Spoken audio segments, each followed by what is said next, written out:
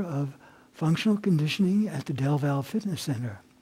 This course has evolved over the past 6 years into functional conditioning. It's about how do we reach for things up on a shelf? How do we open a door? How do we reach for things? How do we bend, pick up? How do we stand on line? All of this has to do with posture and balance. Posture just doesn't mean aligning our head over our shoulders and the ears. That's part of the exercise. But the other part, like a building, having a firm foundation starts with the feet. You should generally stand with one foot in front of the other. So let's try an exercise where we stand with one foot just in front of the other.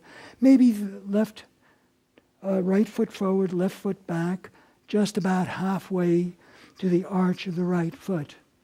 You should feel comfortable in terms of balance. And now we'll try something simple.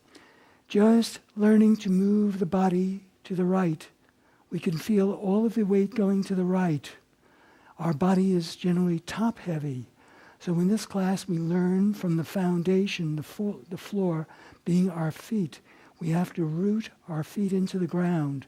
We push down with the balls of the feet, the toes and the heel and the inside arch. That will keep us level. We then also will use principally a ball, or you would use a throw pillow between your legs. The purpose of this is it pulls the inner thighs in, tucks the pelvis under, and keeps the hips level. The other thing we need to do is activate the core. And how we do that is you just do a soft ha. The stomach is held in just a little bit to keep the stiffness in the spine. From there, we pull the chin slightly in, tongue on the upper palate, which is the resting place of the tongue, relaxes the neck and jaw exercises. Each of the 4 exercises that we would do here are done very slowly, controlled, and we do the same movements all the time, just different positions. The other thing we need to do is put our hands behind our back, with the hands resting on top of the hips with the fingers pointing down. That pulls in the shoulder blades, which opens up the whole chest. Most of us, as we age, start to get rounded at the shoulders, and so the upper body is leaning forward. This exercise is going to help correct that posture. So once we've organized our bodies, first thing we'll do is just start moving slowly, turning the ankles a little bit to a right at a time. As we do that, just feel the muscles in the soles of the feet. Each time you move, the arches have to adjust the body condition for up above. When the ankles don't go anymore, then we rotate the hips, which are generally level, which keeps the body upright. It's like a gyroscope. When the hips don't go anymore, then we rotate the chest to the right. And each time you do that, you'll feel more and more muscles engaged from the left groin area up through the left side of the back, and also the right shoulder. Pushing the right shoulder back, left shoulder forward. So I'm also able to feel the stretch on the left side of my neck, down the whole left side of my body, all the way down to the floor. And in this manner, we're engaging much more muscle fibers. So this is a form of endurance and resistance training. The body is rotating, and we hold it as long as we can. Then we unwind in the same way. The shoulders, the torso, the hips, the knees, and we relax, still keeping the ball between the legs. This is meant to open up the hips and learning the balance in our feet. This is particularly good for me because I've had both hips replaced 5 and 6 years ago, and I've done my own rehabilitation. We're going to do the same exercise, but now we're going to be bending over from the top of the hips. So just leaning forward is going to challenge our sense of balance. Also, it is very important not to let the head drop. We want to keep the neck and shoulders and back in as straight as line as possible. So we don't want to do this. We want to keep the neck and back in a relatively straight line. That distributes the force throughout the whole back evenly.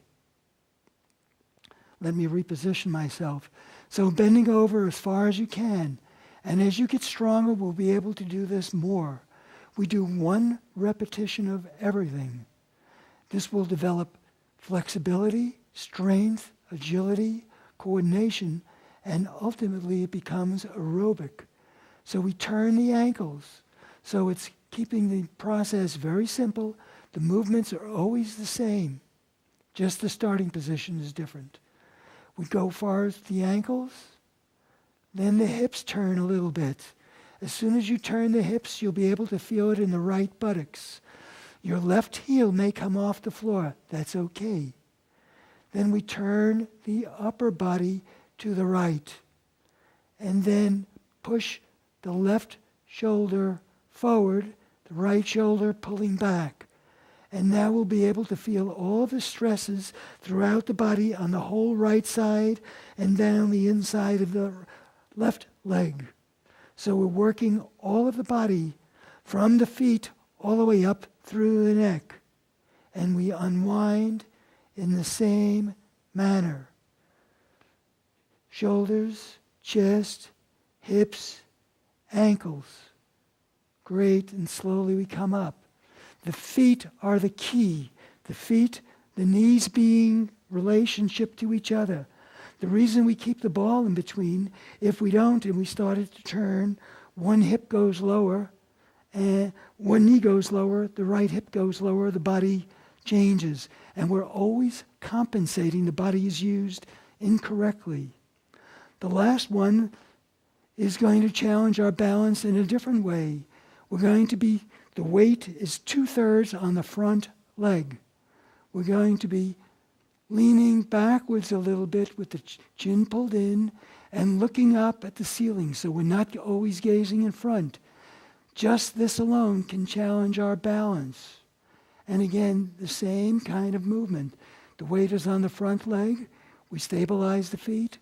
We rotate the ankles as much as it can. Then the next part of the structure, the next floor, like a building, is the hips turn. Then the next floor up, the chest area turns. And then we add the shoulders and rotate the head. And you'll be able to feel the body spiraling and twisting. Great. Coming back slowly, slowly, slowly. Great.